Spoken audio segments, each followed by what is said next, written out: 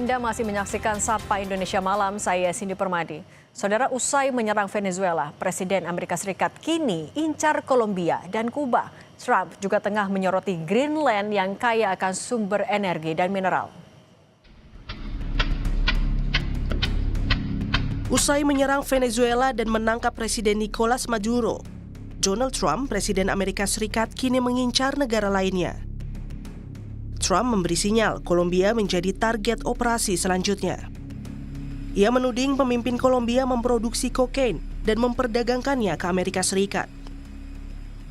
Colombia is very sick too, run by a sick man who likes making cocaine and selling it to the United States. And he's not going to be doing it very long, let me tell you. So there will be an operation by the U.S. It sounds good to me, yeah. Trump menambahkan Kuba juga akan ikut jatuh setelah serangan Amerika Serikat ke Venezuela. Ia bilang kini Kuba tak lagi punya penghasilan karena selama ini bergantung dari minyak bumi Venezuela. That Cuba is ready to fall, you know. Yes. But Cuba now has no income. They got all of their income from Venezuela, from the Venezuelan oil. They're not getting any of it. Sebelumnya, Trump menyatakan Amerika Serikat akan mengendalikan Venezuela, termasuk mengelola sumber minyaknya pasca Maduro ditangkap. Greenland yang masuk wilayah Denmark juga diduga akan jadi sasaran Trump. Ia bilang perlu mengamankan Greenland karena dikelilingi kapal Rusia dan Tiongkok. Greenland diketahui memiliki cadangan elemen tanah jarang atau rare earth yang merupakan salah satu sumber energi. Kementerian Luar Negeri memastikan seluruh warga negara Indonesia di Venezuela aman. Indonesia menyerukan semua pihak mematuhi hukum internasional karena ancaman kekuatan berisiko menggerus kedaulatan dan mengganggu stabilitas global.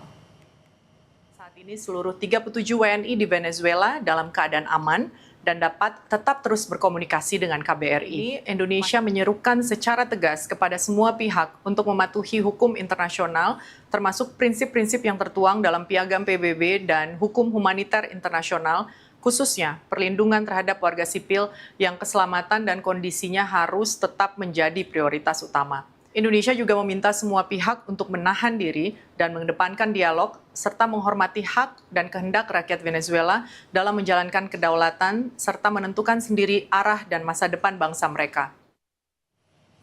Kita bahas terkait langkah Trump mengincar Kolombia, Kuba hingga Greenland dalam target operasi Amerika Serikat bersama pakar hubungan internasional Universitas Katolik Parahyangan, Kishino Bawono. Mas Kishino, selamat petang.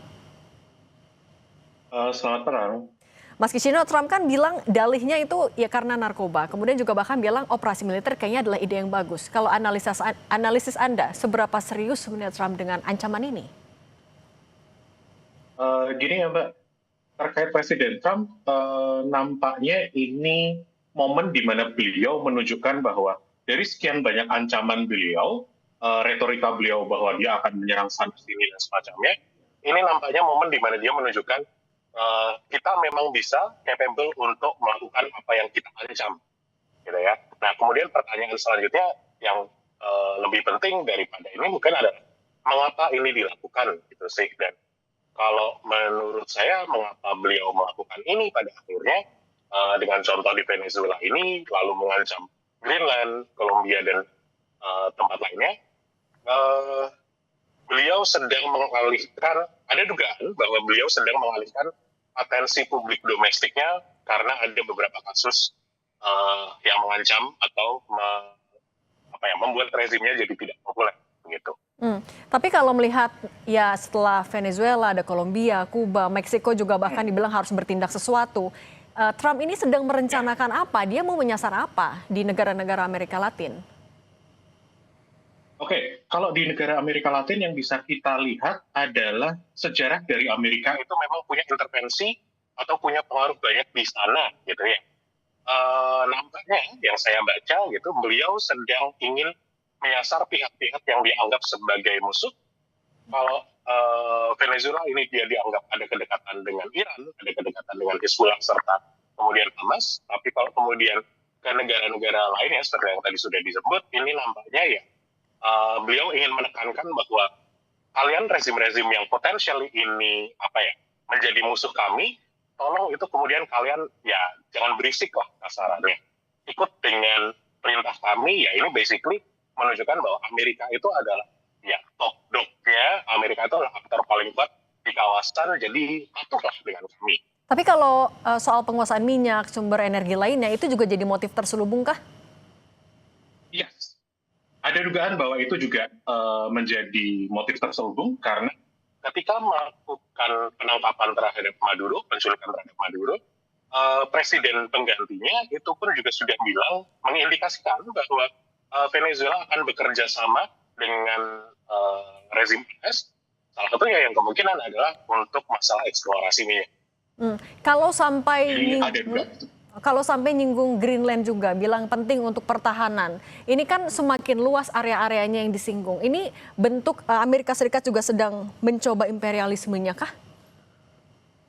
Ya, kita bisa melihatnya dengan seperti itu, bahwa ya, yang tadi saya bilang pengaruh Amerika Serikat dan intervensinya yang kuat di negara-negara Amerika Latin, termasuk juga di Asia, kita punya sejarahnya, dan di Afrika, ya ini bisa dilihat sebagai bentuk penjajahan imperialisme dari Amerika Serikat, di mana mereka memaksakan keinginannya untuk mengganti rezim-rezim yang mungkin tidak sejalan dengan keinginan mereka atau kepentingan mereka sebagai sebuah negara, untuk diganti menjadi rezim-rezim yang lebih friendly, lebih kooperatif dengan keinginan dari AS. Ini kan masih ya baru klaim Trump saja sudah panas negara-negara lain. Kalau misalnya ini tidak sebatas retorika saja, apa yang harus kita waspadai? Yang harus diwaspadai adalah unpredictability-nya dari Presiden Trump.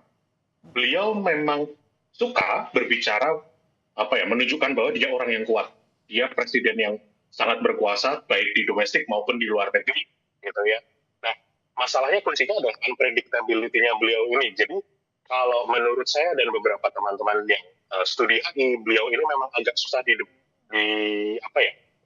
ditebak polanya beliau akan kayak apa, karena ya dia cukup volatile, individunya dia sangat pengambilan keputusannya seakan-akan itu dasarnya ya moodnya beliau sedang apa gitu sih. Pertimbangannya banyak, pertimbangan yang nampaknya individual. Ketika negara-negara unpredictable. Oke, Mas, ini ketika negara-negara termasuk PBB juga sudah mengecam sebenarnya. Tapi sejauh mana PBB ataupun juga negara lain akan bisa menghentikan ambisi Trump ini? Kalau kemudian ditanya seperti itu, rasanya realistisnya itu agak minim sayangnya. Karena ketika kita bicara ambisi sebuah negara, apalagi negara adidaya seperti Amerika Serikat, siapa yang bisa menghentikannya?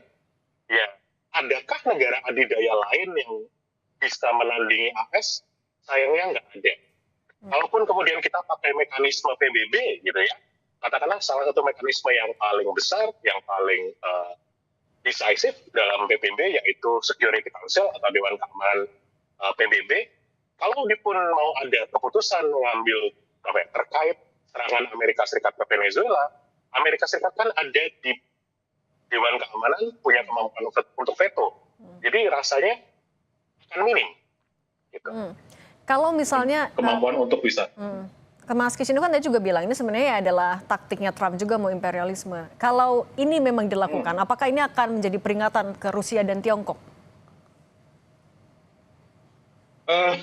Kalau jadi peringatan terhadap Rusia dan Tiongkok, ini bisa diterima seperti itu karena Venezuela itu adalah salah satu partner dari kedua negara ini.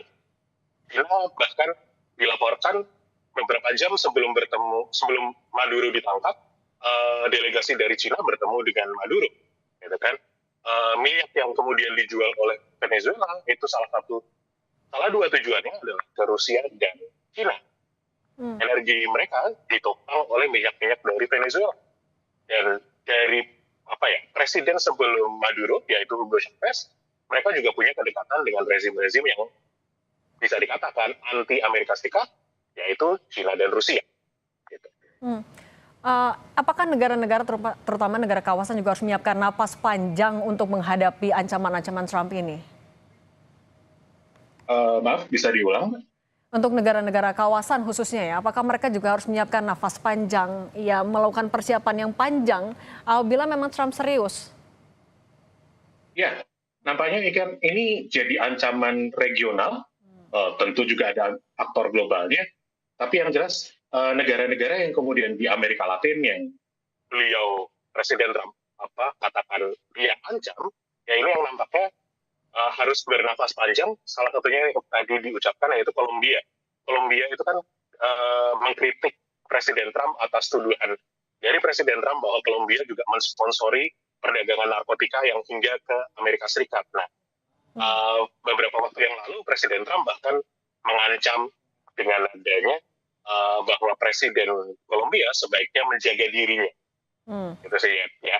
Oke. Jadi ibaratnya Dengan kita berbagai sedang dealing, sedang berhadapan dengan orang yang unpredictable, yang sayangnya punya kekuatan yang cukup besar. Jadi nampaknya ya harus ada persiapan.